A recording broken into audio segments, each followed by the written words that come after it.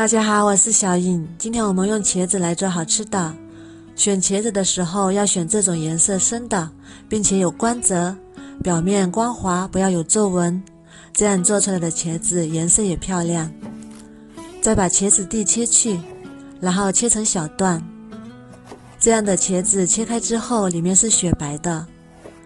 再把它对半切开，切好之后放入清水里。再加2勺白醋，用醋水浸泡，茄子不会氧化变色，浸泡1分钟就可以啦。锅中水烧开，放入茄子，把茄子像这样架起来，让蒸汽能轻易地接触到每块茄子的表面，然后盖上，用大火蒸5分钟。再准备2颗小葱，切成葱花，装入碗中备用。准备适量的小米椒，先切圈，再切得碎一点，装入碗中备用。再准备多一点的大蒜，切成蒜末，装入碗中备用。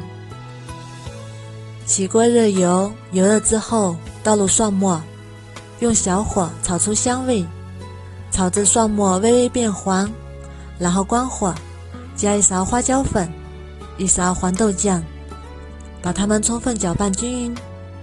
搅拌均匀之后就可以出锅啦。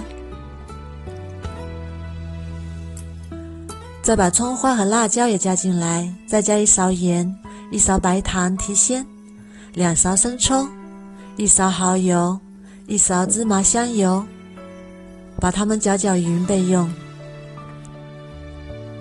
我们的茄子也已经蒸好啦，把它取出来，稍微放凉。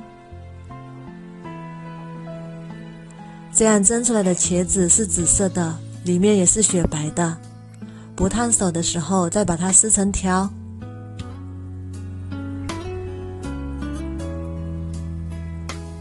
再把我们做好的酱汁也加进来，哇，好香啊，香喷喷的。